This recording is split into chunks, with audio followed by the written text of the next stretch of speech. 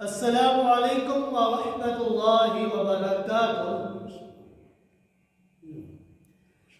جیسا کہ آپ حضرات کو معلوم ہے، گزشتہ 2 جمعہ المبارک سے میں آپ حضرات کے سامنے اس بات کو ثابت کر رہا ہوں کہ قرآن مجید یہ اللہ رب العزت کی لاریب اور بے عیب کتاب ہے۔ قرآن مجید یہ اللہ رب العزت کا ایک معجزہ ہے، یہ ایک معجزہ ہے۔ 5 وجوہات آپ نے سماعت فرمائی ہے کہ قرآن معجزہ ہے بلاغت کے لحاظ سے، قرآن معجزہ ہے تاثیر کے لحاظ سے، قرآن معجزہ ہے حفاظت کے لحاظ سے، قرآن معجزہ ہے تزکیہ کے لحاظ سے، قرآن معجزہ ہے اخبار عن الغیب، غیب کی خبروں کے لحاظ سے۔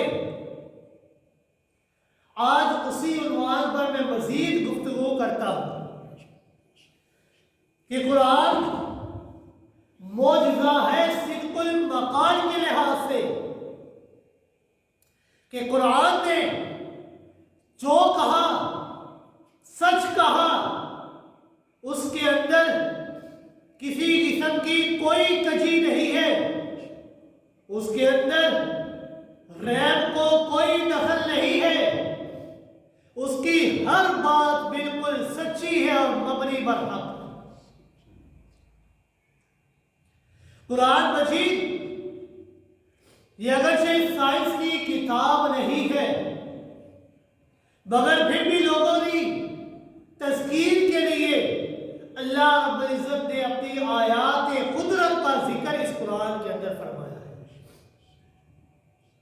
آج سائنس نے بڑی ترقی کر لی ہے، کائنات کا چپا چپا چھان مارا ہے، ہمارے سامنے بڑے ہی عجیب و غریب قسم کے انکشافات کیے ہیں۔ ان تمام انکشافات کی بنیاد عقل و تجربہ پر ہے۔ صدیوں ایک مفروضہ قائم رہا،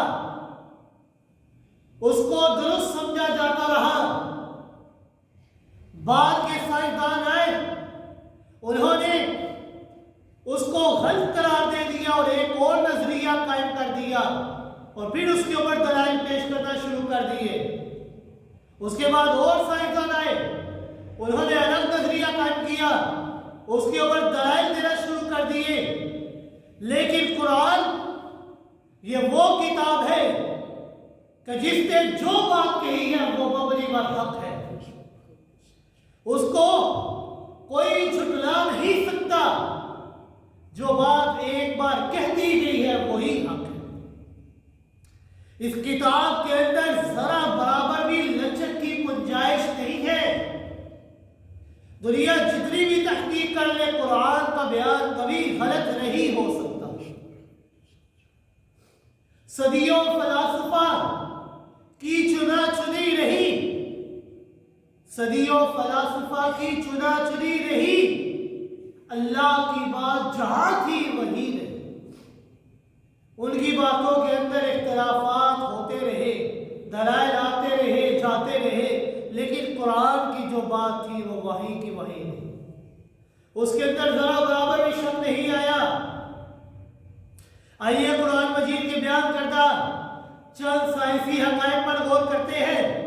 ان باتوں پر غور کرنے کے ساتھ ساتھ یہ بات بھی ذہن میں رکھیے گا کہ قرآن مجید جس دور کے اندر نازل ہوا ہے، اس وقت یہ جدید تحقیقی آلات ہرگز موجود نہ تھے، نہ کوئی خوردبین موجود تھی، نہ ہی کوئی دوربین موجود تھی، نہ ہی عرب کے اس علاقے کے اندر اس قسم کی کسی چیز کا تصور کرنا ممکن تھا، مگر قرآن کے بیان کردہ حقائق کو آج تک کوئی نہیں جھٹلا سکا۔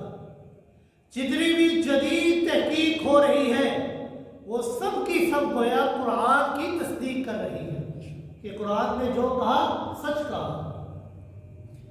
وَتَمَّتْ كَلِمَةُ رَبِّكَ صِدْقًا وَعَدْلًا لَا مُبَدِّلَ لِكَلِمَاتِهِ وَهُوَ السَّمِيعُ الْعَلِيمُ. تیرے رب کی بات بالکل سچی ہے، وَعَدْلًا مبنی پر انصاف ہے، لا مبدل لکلماتی اس کی بات کو کوئی بدلنے والا نہیں ہے، وَهُوَ السَّمِيعُ الْعَلِيمُ وہی سننے اور جاننے والا ہے. چند مثالیں پیش کرتا ہوں. سائنسدانوں نے تحقیق کر کے یہ بات ثابت کی ہے کہ ابتداء زمین یہ اجرام فلکیہ کا حصہ تھی، پھر اس سے جدا ہو کر وہ ٹھنڈی ہو گئی اور رہائش انسانی کے قابل ہو گئی. پہلے وہ آپس میں جڑے ہوئے تھے، بعد میں جدا ہوئی اور ٹھنڈی ہوئی اور رہائش انسانی کے قابل ہوئی. یہ بات سائنسدانوں نے کچھ ہی عرصہ قبل ثابت کی ہے، لیکن قرآن نے یہ بات آج سے 1400 سال پہلے ہی فرما دی ہے. اللہ رب العزت نے فرمایا قرآن مجید کے اندر، اولم ير الذين كفروا ان السماوات والارض كانتا رتقا ففتقناهما.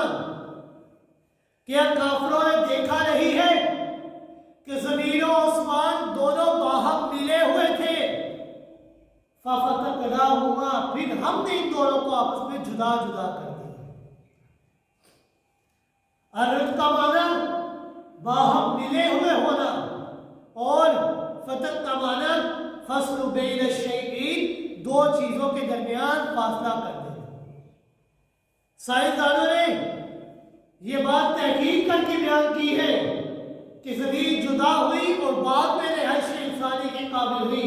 قرآن نے 1400 سال پہلے ہی فرما دی ہے کہ پہلے جڑے ہوئے تھے، بعد میں اللہ نے ان کو جدا کیا.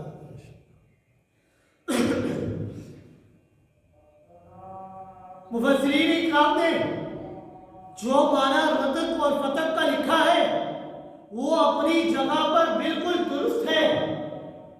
قرآن مجید کے حقائق اور قرآن مجید ایک ایسی کتاب ہے جس کے عجائبات کبھی ختم نہیں ہو سکتے.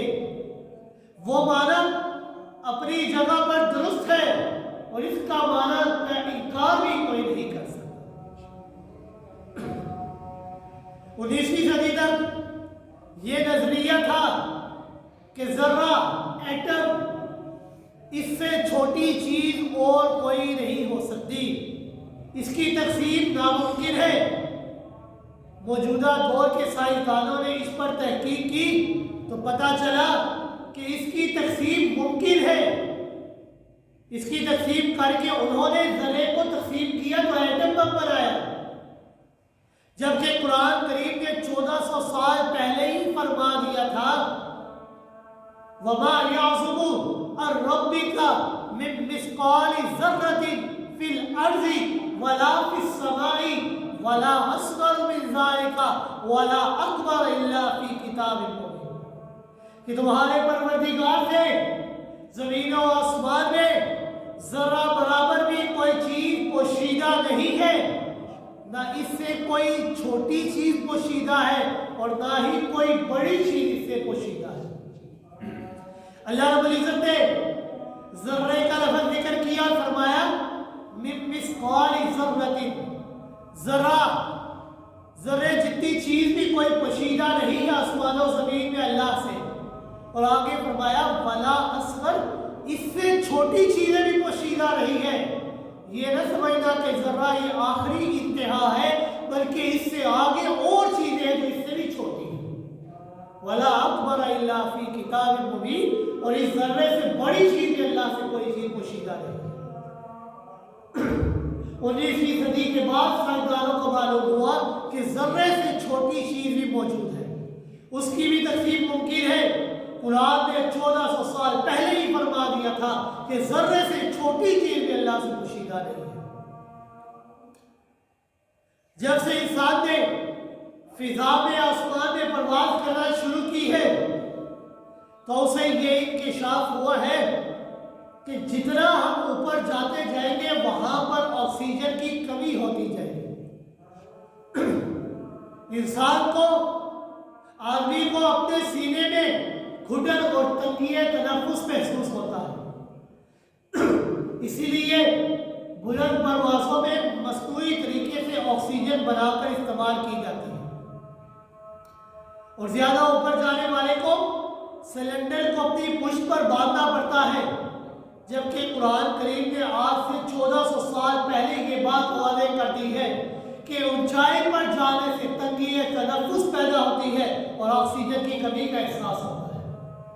اللہ رب العزت نے فرمایا فَمَن يُرِدِ اللَّهُ أَن يَهْدِيَهُ يَشْرَحْ صَدْرَهُ لِلْإِسْلَامِ وَمَن يُرِدْ أَن يُضِلَّهُ يَجْعَلْ صَدْرَهُ ضَيِّقًا حَرَجًا كَأَنَّمَا يَصَّعَّدُ إِلَى السَّمَاءِ، کہ جو جس شخص کو اللہ رب العزت چاہتے ہیں ہدایت دے دیتے ہیں اور اس کے سینے کو اسلام کے لیے کھول دیا جاتا ہے، اور جنہیں چاہتا ہے گمراہ کرے اور اس کا سینہ تنگ اور گھٹا ہوا ہو جاتا ہے، گویا کہ وہ آسمان کی طرف پرواز کر رہا ہے. جس طرح آسمان پر پرواز کرنے سے انسان کا سینہ تنگ ہو جاتا ہے، سانس لینا دوبھر اور مشکل ہو جاتا ہے، اسی طرح جس کے سینے کے اندر اسلام نہیں ہوتا اس کا بھی سانس لینا مشکل اور دوبھر ہو جاتا ہے.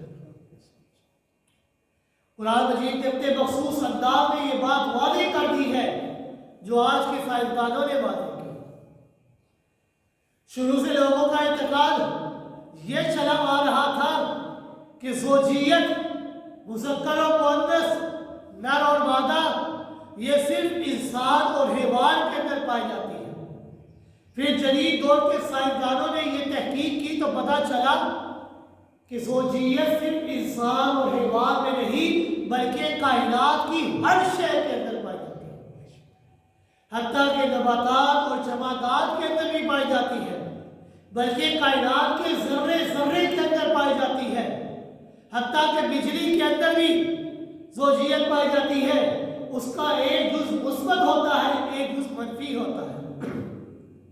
ایٹم کے اندر بھی زوجیت پائی جاتی ہے، ایک ایٹم پروٹون ہوتا ہے اور دوسرا نیوٹران ہوتا ہے. تو اس طرح سائنسدان آج اس نتیجے پر پہنچے ہیں کہ کائنات کی ہر چیز کے اندر زوجیت پائی جاتی ہے، جبکہ قرآن کریم نے یہ بات 1400 سال پہلے ارشاد فرما دی ہے کہ اللہ رب العزت نے فرمایا وَمِن كُلِّ شَيْءٍ خَلَقْنَا زَوْجَيْنِ لَعَلَّكُمْ تَذَكَّرُونَ، ہم نے ہر چیز کو جوڑے جوڑے پیدا کیا ہے تاکہ تم نصیحت حاصل کر سکو.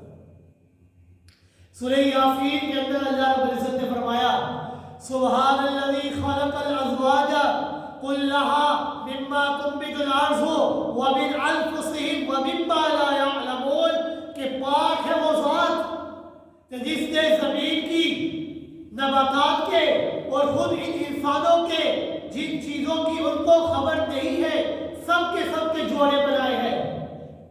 اس آیت کریمہ سے ثابت ہوا کہ اللہ رب العزت نے انسان اور حیوان کے علاوہ نباتات کے اندر بھی جوڑے بنائے.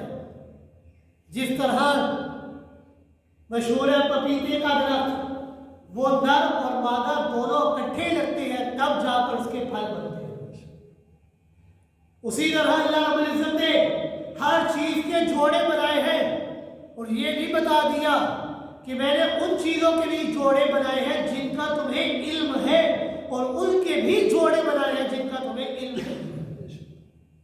کائنات کی ہر شے کے اپنے جوڑے بنائے ہیں. سائنسدانوں کو آج معلوم ہوا، لیکن قرآن نے یہی حقیقت 1400 سال پہلے واضح کر دی.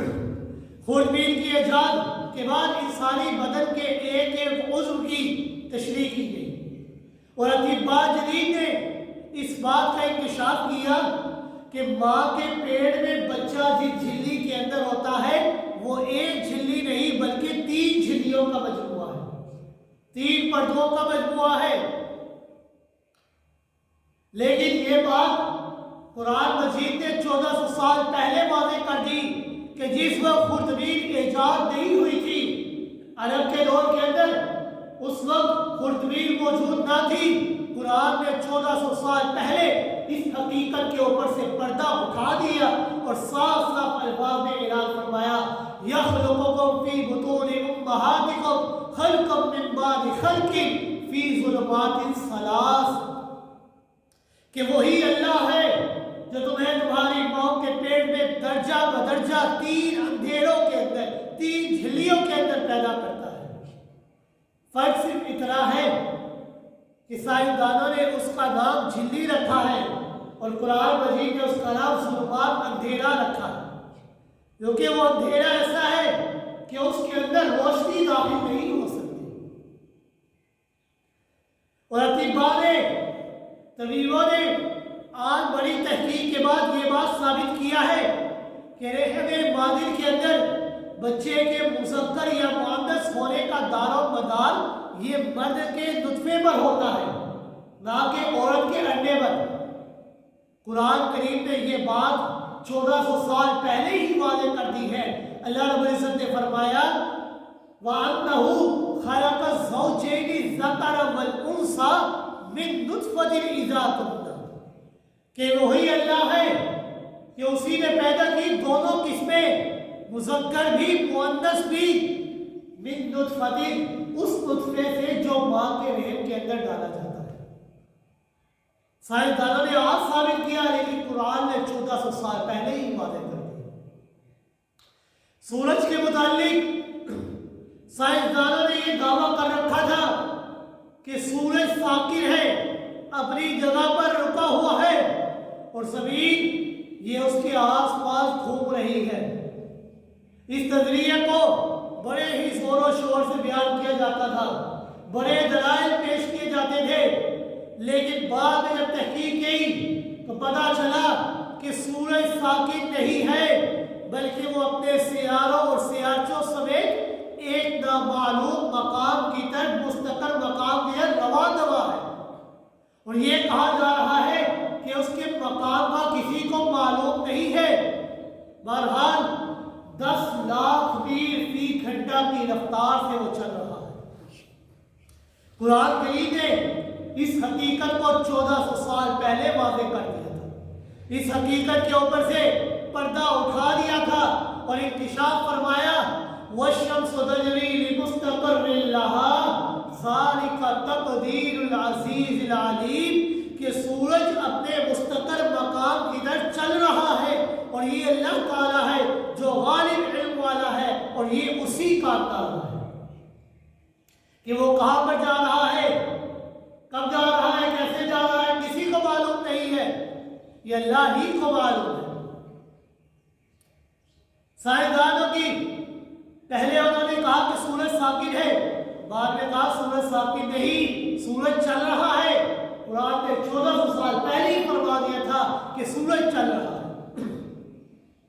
دنیا کتنی مدت سے بارش کے پانی سے بے خبر تھی کہ بارش کا پانی کہاں سے آتا ہے، کیسے آتا ہے، بادل کیسے موجود ہوتے ہیں۔ بالآخر سائنسدان اس نتیجے پر پہنچے کہ سمندروں کا پانی یہ آبی بخارات بن کر اوپر کو چڑھتا ہے اور پھر اس کے اندر جب بوجھ پیدا ہو جاتا ہے پھر وہی بادل اس پانی کو زمین کے اندر واپس بھیج دیتے ہیں۔ قرآن مجید نے اسی حقیقت کو 1400 سال پہلے بیان کر دیا۔ وَالسَّمَاءِ ذَاتِ الرَّجْعِ، آسمان لوٹانے والا ہے، یعنی آسمان کی طرف جو چیز بھی جاتی ہے وہ واپس زمین کی طرف آتی ہے۔ تو قرآن کریم نے واضح کر دیا کہ آسمان کی خصوصیت ہے کہ جو پانی سمندروں کا آبی بخارات بن کر اوپر کو چڑھتا ہے وہی واپس آتا ہے، اسی کا نام بارش ہے۔ انسان کو قدیم زمانے سے معلوم تھا کہ 2 دریاؤں کا پانی جب مل کر چلتا ہے تو وہ ایک دوسرے کے اندر شامل نہیں ہوتا۔ ایک کا پانی اگر میٹھا ہے تو ایک کا پانی کھارا ہے، دونوں پانی الگ الگ ہو کر چلتے ہیں، ایک دوسرے کے اندر ملتے نہیں ہیں۔ مگر انسان کو اس کی اصل وجہ معلوم نہ تھی۔ جدید سائنسی تحقیق نے دنیا کو اب بتایا ہے کہ رقیق اشیاء کے اندر سطحی تناؤ کی وجہ سے یہ قانون ہے، چونکہ دونوں کا تناؤ مختلف ہے، ایک کا تناؤ میٹھے کی طرف ہے، ایک کا تناؤ کھاڑے کی طرف ہے، تو اس تناؤ کے اختلاف کی وجہ سے وہ ایک دوسرے کے اندر شامل نہیں ہو سکتے۔ قرآن مجید نے 1400 سال پہلے واضح کر دیا تھا، مرج البحرین یلتقیان بینہما برزخ لا یبغیان، کہ وہی اللہ ہے کہ جس نے دو دریاؤں کو چلایا جو آپس میں ملتے تھے، لیکن ایک کا پانی میٹھا تھا، ایک کا پانی کھارا تھا، وہ ایک دوسرے کے اندر داخل نہیں ہو سکتے تھے۔ برزخ لا یبغیان، ان کے درمیان اللہ نے ایک آر رکھ دی، ایک پردہ رکھ دیا۔ اللہ رب العزت نے سورہ فرقان کے اندر بھی فرمایا، وَهُوَ الَّذِي مَرَجَ الْبَحْرَيْنِ هَذَا عَذْبٌ فُرَاتٌ وَهَذَا مِلْحٌ أُجَاجٌ وَجَعَلَ بَيْنَهُمَا بَرْزَخًا وَحِجْرًا مَّحْجُورًا، کہ وہی اللہ ہے کہ جس نے ملے ہوئے چلائے دو دریا، یہ میٹھا ہے، پیاس بجھانے کے قابل ہے، یہ کھارا ہے، کڑوا ہے اس کا ذائقہ، اور دونوں کے درمیان ایک آر رکھ دی۔ جدید سائنسدانوں نے صرف یہ کیا ہے کہ قرآنی اصطلاح برزخ کا نام انہوں نے سطحی طرح رکھا ہے، اور قرآن نے اس کا نام برزخ رکھا ہے، ایک آر رکھا ہے۔ سائنسدانوں نے آج ثابت کیا، لیکن قرآن نے 1400 سال پہلے ثابت کر دیا۔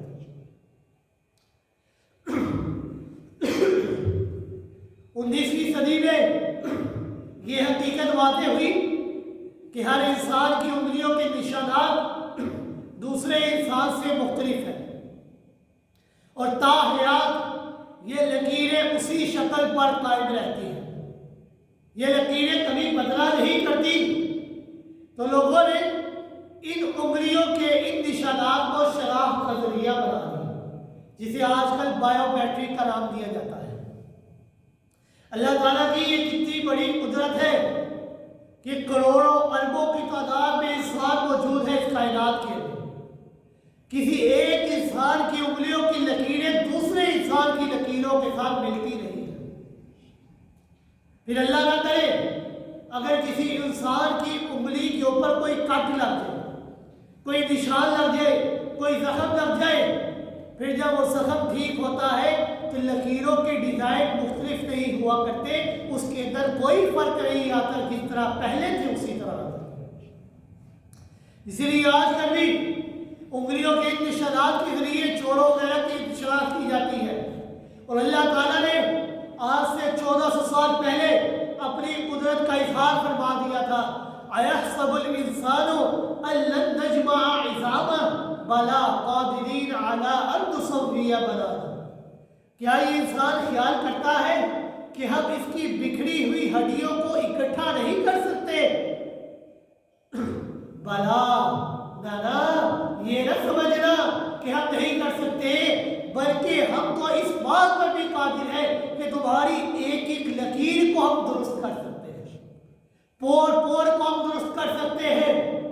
اللہ رب العزت نے یہ پور پور کے درست کرنے کو اپنی خصوصی قدرت اور شان کے طور پر اس لیے بیان فرمایا ہے کہ ہر انسان کے پور دوسرے انسان سے مختلف ہیں۔ گویا کہ اللہ رب العزت یہ فرمانا چاہتے ہیں کہ میں انسان کو دوبارہ زندہ کرنے پر اور بنانے پر قادر ہوں، بلکہ میری قدرت تو اتنی زیادہ ہے کہ میں اس کی ایک ایک لکیر کو بھی اپنی جگہ پر واپس کر سکتا ہوں۔ ہڈیاں تو بھی بڑی چیزیں ہیں، ایک ایک پور، ایک ایک لکیر جو دوربین کے ذریعے دیکھی جاتی ہے، میں ان کو بھی درست کر سکتا ہوں۔ دنیا نے آج ثابت کیا کہ ہر زندہ اور جاندار کا بنیادی عنصر پانی ہے، پانی کے بغیر زندگی محال ہے۔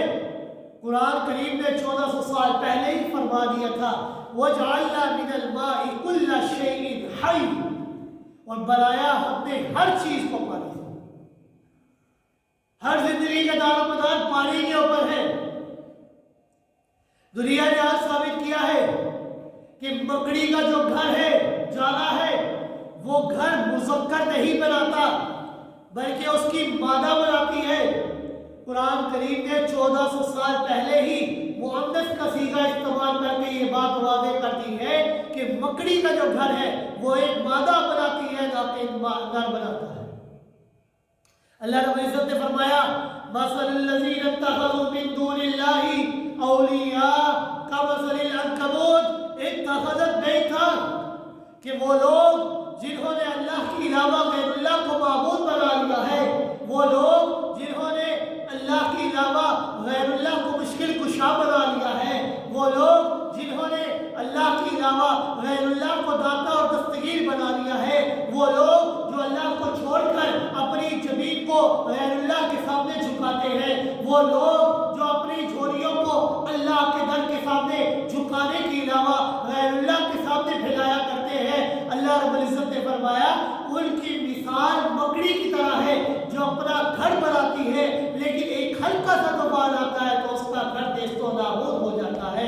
اسی طرح یہ لوگ بھی جو غیر اللہ سے مانگا کرتے ہیں، ان کی مثال اس مکڑی کے گھر سے بھی کمزور ہے کہ جو غیر اللہ سے مانگتے ہیں ان کو کوئی شے نہیں مل سکتی، نہ دنیا کے اندر نہ آخرت کے اندر۔ اللہ رب العزت نے فرمایا اتخذت بیتا، تا مؤنث کی ہے کہ اللہ رب العزت فرماتے ہیں کہ گھر بنانا یہ مصدر کا کام نہیں بلکہ مادہ کا کام ہے۔ دنیا کو آج پتہ چلا کہ خود یہ خون کے اندر بکثرت یورک ایسڈ موجود ہوتا ہے، جو تیزابی مادہ ہونے کی وجہ سے انسان کی صحت کے لیے نہایت ہی مضر ہے، بہت بڑے زہریلے اثرات ہیں اس کے۔ اسلام نے جو ذبح کا طریقہ بیان فرمایا، اللہ رب العزت نے صاف صاف دکھا دیا لوگوں کو کہ خون کے اندر یہ مضر اثرات موجود ہے، لہذا جب بھی تم نے قربانی کرنی ہے تو اس کے خون کو پہلے ضائع ہونے دیں، جس کا نام دم مسفور رکھا ہے، جاری رہنے والا خون جس کے اندر یورک ایسڈ کافی زیادہ مقدار میں موجود رہتا ہے۔ سائنسدانوں نے آپ ثابت کیا، اسلام نے ہمیں یہ طریقہ پہلے ہی بتا دیا تھا کہ اس خون کو ضائع ہونے دینا ہے، اس کو کھانا نہیں ہے، کیونکہ وہ انسان کی صحت کے لیے سب سے بڑی بیماری ہے، نہایت ہی مضر ہے۔ چند مثالیں میں نے آپ کی سامنے پیش کی ہے تاکہ آپ کو یقین ہو جائے کہ قرآن مجید نے 1400 سال پہلے جو بات ارشاد فرمائی تھی، وہ بات آج کے سائنسدانوں نے بھی ثابت کر دی ہے کہ قرآن نے جو کہا بالکل برحق کہا۔ اگر سابقہ حالات بیان فرمائے تو وہ سابقہ حالات بھی بالکل برحق تھے، آئندہ آنے والے حالات کی خبر دی تو وہ بھی بالکل برحق تھے، اور جو کائناتی حقائق بیان فرمائے وہ بھی بالکل درست تھے۔ دنیا ادھر کی ادھر ہو گئے، دھکے کھا کھا کر بالآخر قرآن کی صداقت اور سچائی کے سامنے گھٹنے ٹیکنے ہی پڑتے، کیونکہ قرآن یہ اللہ کا کلام ہے اور اس کے اندر ذرہ برابر بھی شک و شبے کی گنجائش نہیں ہے۔ اس کا ایک ایک حرف، ایک ایک لفظ، ایک ایک آیت، ایک ایک رکوع، ایک ایک سورت، ہر چیز مبنی بر حق ہے اور مبنی بر انصاف ہے۔ قرآن یہ معجزہ ہے صدق المقال کے لحاظ سے کہ جو کہا سچ کہا، بالکل اسی طرح قرآن معجزہ ہے من حیث الکمال کے لحاظ سے کہ قرآن یہ ایک مکمل ضابطۂ حیات ہے، انسان کو زندگی گزارنے کا سلیقہ اور طریقہ سکھاتا ہے۔ زندگی کے ہر شعبے کے اندر قرآن نے انسان کی رہنمائی فرمائی ہے، کسی بھی موضوع کو اس نے باقی نہیں چھوڑا ہے۔ اس کا موضوع چونکہ انسان ہے، اس لیے یہ انسان کے جملہ احوال اور افعال میں اس کی مکمل رہنمائی کرتا ہے، عبادات سے لے کر نجی زندگی تک اور خانگی زندگی تک اس کے اندر انسان کے لیے رہنمائی موجود ہے۔ چند موضوعات کے متعلق میں قرآن مجید کی آیات پیش کرتا ہوں اور اس کا صرف ترجمہ آپ کے سامنے رکھوں گا۔ مقصد یہ ہے کہ آپ کے سامنے یہ بات واضح ہو جائے کہ قرآن یہ مکمل ضابطۂ حیات ہے انسان کے لیے۔ اگر انسان ذات الہی کا تصور کرنا چاہتا ہے تو قرآن کریم نے فرمایا لا تدرکہ الابصار وہو یدرک الابصار، کہ انسانی آنکھیں اس کا ادراک نہیں کر سکتی، جو آنکھوں کا ادراک کرتا ہے وہی ہے جو آنکھوں کا ادراک کرتا ہے۔ انسان اپنی آنکھوں سے اللہ کو نہیں دیکھ سکتا، لیکن وہ اللہ ہے جو انہی آنکھوں کا ادراک کرتا ہے۔ وَهُوَ مَعَكُمْ أَيْنَمَا كُنتُمْ، ذات الہی کا تصور کرنا ہے تو اس بات میں غور و فکر کرے کہ قرآن نے فرمایا وَهُوَ مَعَكُمْ أَيْنَمَا كُنتُمْ، وہ تمہارے ساتھ ہے جہاں بھی تم ہو، جس حال میں ہو، کیا کر رہے ہو، کچھ بھی کر رہے ہو، ہر حال میں اللہ تمہارے ساتھ ہے۔ لَيْسَ كَمِثْلِهِ شَيْءٌ، قرآن نے وعدے کیا ذات الہی کا تصور کرتا ہے تو یہ بات ذہن میں رکھنا، لَيْسَ كَمِثْلِهِ شَيْءٌ، کہ اس کے جیسا اور کوئی نہیں ہے، وہ وحدہ لا شریک ہے۔ صفات الہیہ کا اگر تم نے ادراک کرنا ہے تو قرآن صاف صاف الفاظ میں ارشاد فرماتا ہے هو اللہ الذی لا الہ الا ہو الملک القدوس السلام المؤمن المہیمن العزیز الجبار المتکبر سبحان اللہ عما یشرکون، هو اللہ الخالق الباری المصور لہ الاسماء الحسنی۔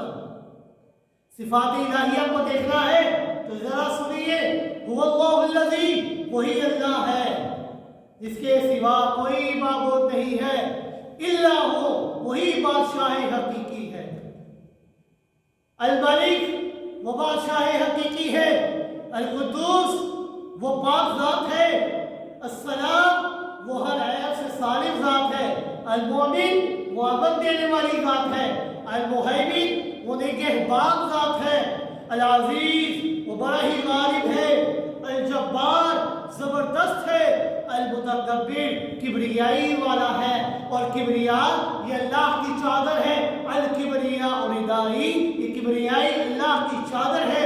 سبحان اللہ عما یشرکون، میرا رب وہ پاک ہے ان تمام چیزوں سے جن کے ساتھ لوگ اللہ کو شریک ٹھہراتے ہیں۔ هو اللہ الخالق، وہی اللہ ہے جو پیدا کرنے والا ہے، البارئ، ایجاد کرنے والا ہے، المصور، تصویر بنانے والا ہے انسان کی، لہ الاسماء الحسنی، جتنے بھی اچھے نام ہیں وہ سارے کے سارے اللہ ہی کے لیے۔ صفات الہیہ کا تصور کرتا ہے تو قرآن خود جواب دیتا ہے، قرآن مکمل ذاتہ حیات ہے، انسان کو ہر چیز کا جواب دیتا ہے۔ اگر تم نے تصور رسالت دیکھنا ہے کہ رسالت کا تصور کیسے ہوتا ہے تو قرآن مجید اس کا انکشاف کرتی ہے اور فرماتے ہیں وَلَقَدْ بَعَثْنَا فِي كُلِّ أُمَّةٍ رَسُولًا أَنِ اعْبُدُوا اللَّهَ وَاجْتَنِبُوا الطَّاغُوتَ، کہ اللہ رب العزت نے ہر جماعت کے اندر رسول بھیجا، ہر قوم کے اندر رسول بھیجا، ہر زمانے کے اندر رسول بھیجا، کس لیے؟ ان اعبدوا اللہ، کہ وہ لوگوں کو اس بات کی طرف، اس راہ کی طرف گامزن کرے کہ ایک اللہ کی تم نے عبادت کرنی ہے، واجتنبوا الطاغوت، اور اس بتوں کی عبادت سے اپنے آپ کو روکنا۔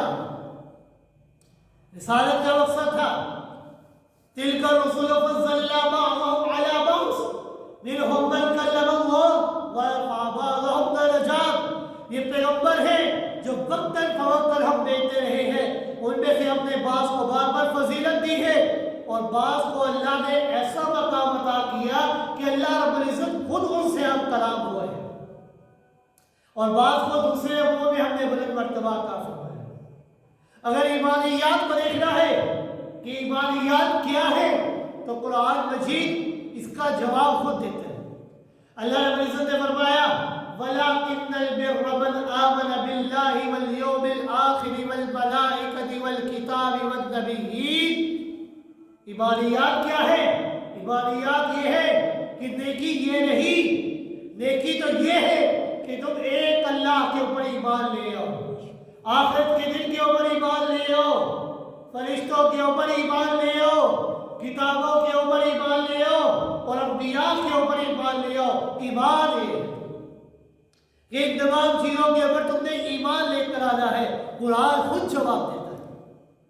اگر عبادات کے متعلق انسان سوال کرتا ہے تو قرآن خود جواب دیتا ہے، اقم الصلاۃ لدلوق الشمس الی غسق اللیل وقرآن الفجر، سورج کے ڈھلنے سے لے رات کے اندھیرے تک ظہر، عصر، مغرب، عشاء کی نمازیں اور صبح کو قرآن پڑھا کرو۔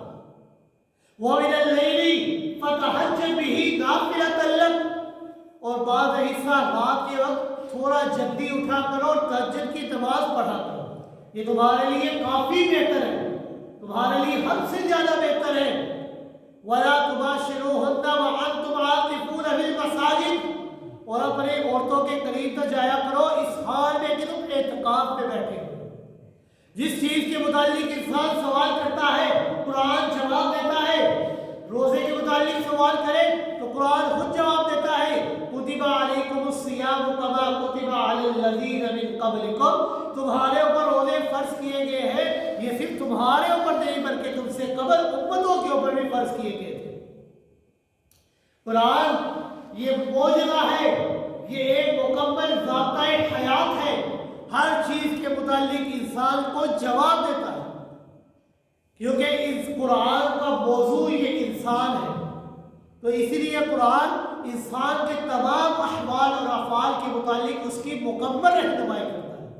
جو سوال انسان کے ذہن میں آتا ہے قرآن اس کا جواب خود دیتا ہے، قرآن اس کی رہنمائی خود کرتا ہے۔ تخلیق انسان کے متعلق آ جائے کہ انسان کی تخلیق کیسے ہوئی تو قرآن مجید خود جواب دیتا ہے، خلق الانسان من نطفۃ فاذا هو خصیب مبین، کہ انسان کو اس نطفے سے بنایا گیا مگر وہ اس خالق کے بارے میں اعلانیہ جھگڑا کرنے والا۔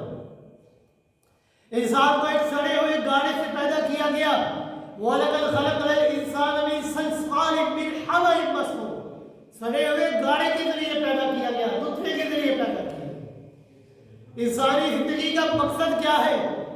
انسان سوال کرے کہ میں اپنی زندگی گزار رہا ہوں، میری زندگی کا مقصد کیا ہے، تو قرآن خود جواب دیتا ہے کہ اے انسان، ہم نے جو تمہیں پیدا کیا ہے یہ تمہیں بیکار اور عبث پیدا نہیں کیا ہے بلکہ تمہاری زندگی کا ایک مقصد ہے۔ اللہ رب العزت نے فرمایا، افحسبتم انما خلقناکم عبثا وانکم الینا لا ترجعون، کہ تم نے گمان کر لیا ہے کہ تم بیکار پیدا کیے گئے ہو اور تم اللہ کی طرف واپس نہیں لوٹائے جاؤ گے۔ نہیں، ایسا نہ سوچنا، بلکہ تمہاری تخلیق کا ایک مقصد ہے، اور وہ مقصد کیا ہے؟ وَمَا خَلَقْتُ الْجِنَّ وَالْإِنسَ إِلَّا لِيَعْبُدُونَ، تمہاری زندگی کا اور تمہاری تخلیق کا مقصد یہ ہے کہ تم ایک اللہ کی عبادت کرو، اس کے علاوہ کسی اور کی عبادت نہ کرنا۔ تمہاری تخلیق کا مقصد ہے کہ تم نے اللہ کی عبادت کرنی ہے۔ قرآن سے اگر سوال کیا جائے کہ یہ دنیا کی حقیقت کیا ہے، دنیا کیا چیز ہے، تو قرآن اس کی حقیقت کو واضح کرتا ہے، فرماتا ہے، اعلموا انما الحیات الدنیا لعب ولهو وزینة وتفاخر بینکم وتکاثر فی الاموال والاولاد، کہ یاد رکھو یہ دنیا کی زندگی محض کھیل کود، لہو و لعب اور تماشا ہے، زینت و آرائش کی جگہ ہے، تمہارے آپس میں فخر و ستائش کی جگہ ہے، اور مال اور اولاد میں ایک دوسرے سے زیادہ طلب کرنے کی جگہ ہے۔ یہ دنیا محض لہو و لعب کے اور کچھ نہیں ہے۔ اگر باقی رہنے والی زندگی ہے وہ آخرت کی زندگی ہے، وَلَلْآخِرَةُ خَيْرٌ وَأَبْقَىٰ۔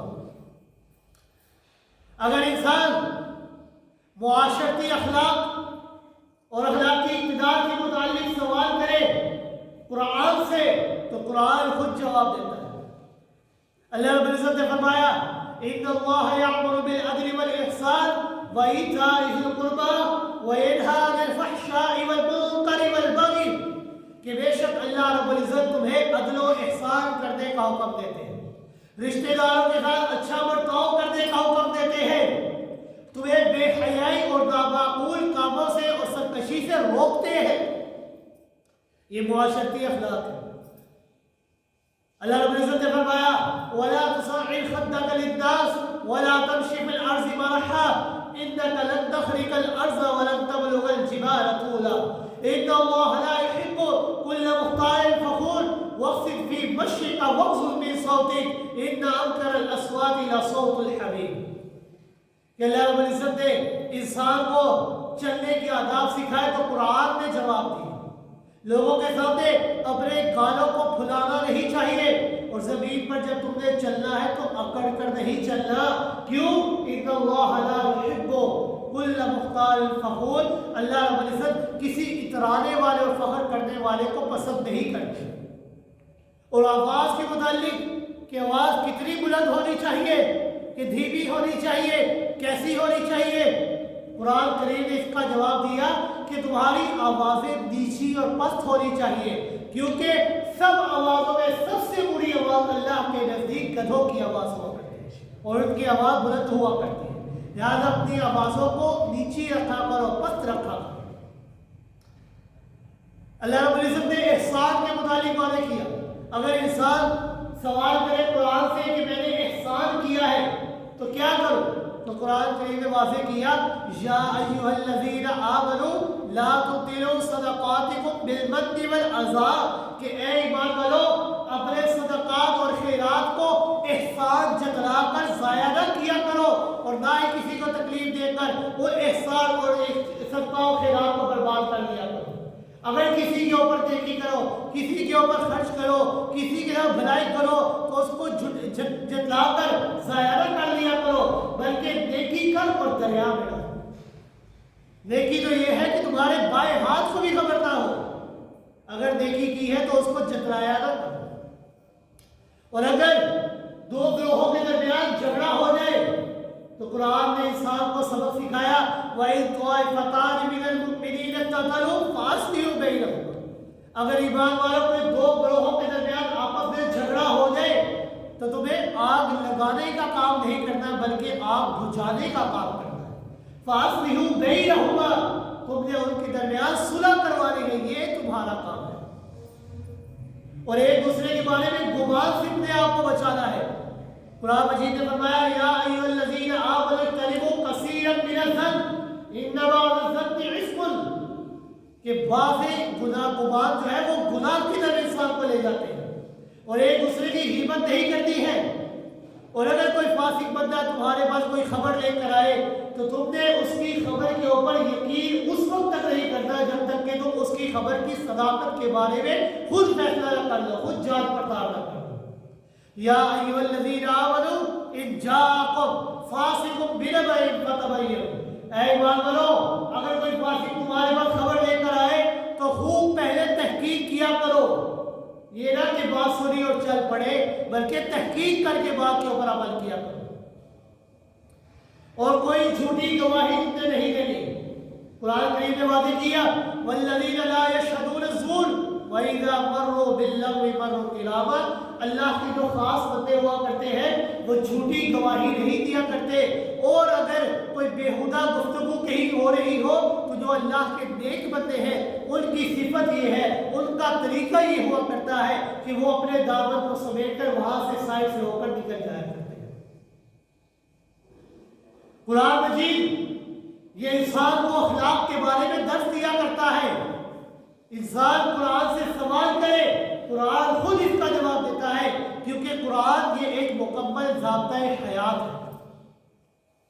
قرآن سے اگر معاشیات کے متعلق سوال کیا جائے تو قرآن مجید خود جواب دیتا ہے یا ایھا الذین آمنوا لا تأکلوا اموالکم بینکم بالباطل الا ان تکون تجارۃ عن تراض منکم.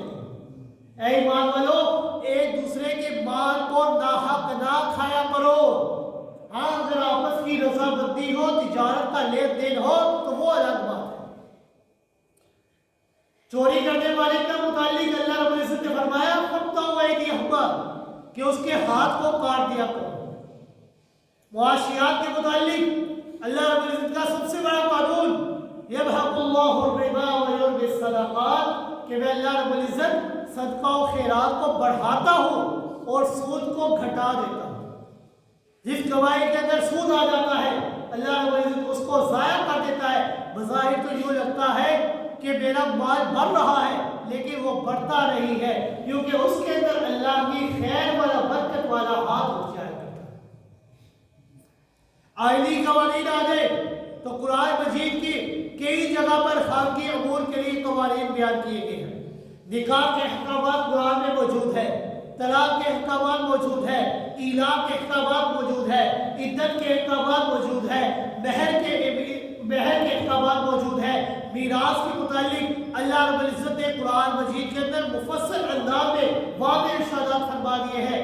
اس کے علاوہ ہر قسم کے احکامات اللہ رب العزت نے قرآن مجید کے اندر رکھ دیے ہیں، یہ بتانے کے لیے کہ اے ایمان والو، تمہارے لیے یہ قرآن مکمل ضابطۂ حیات ہے۔ اگر دنیا کے اندر رہنمائی چاہتے ہو اور آخرت کے اندر کامیابی چاہتے ہو تو اس قرآن سے سوال کرو، قرآن تمہیں خود جواب دے گا۔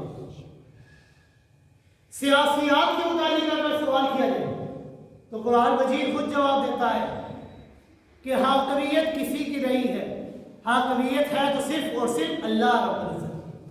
قل اللہم مالک الملک تؤتی الملک من تشاء وتنزع الملک ممن تشاء وتعز من تشاء وتذل من تشاء بیدک الخیر انک علی کل شیء قدیر۔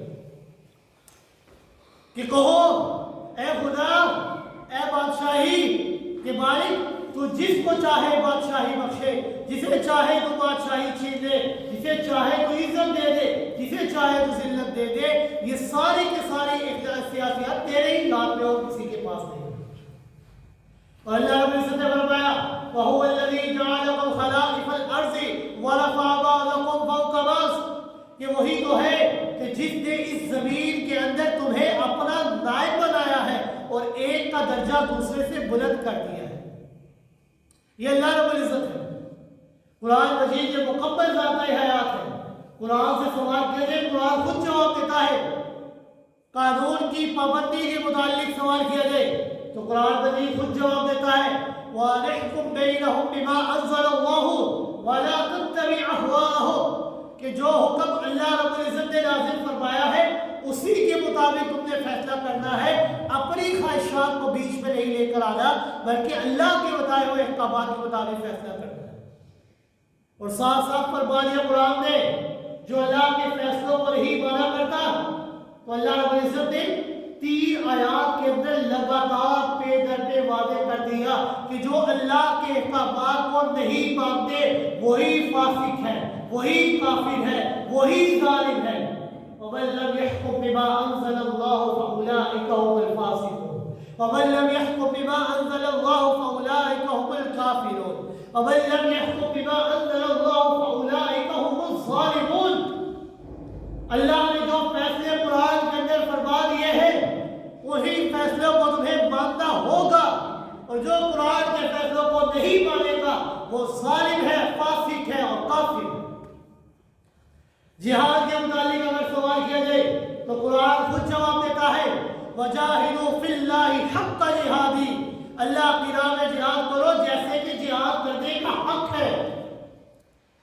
قرآن اس کا موضوع انسان ہے، اس کا موضوع انسان ہے، اس لیے قرآن مجید کے اندر اللہ رب العزت نے انسان کے ہر احوال، ہر افعال کے متعلق مکمل رہنمائی رکھ دی ہے۔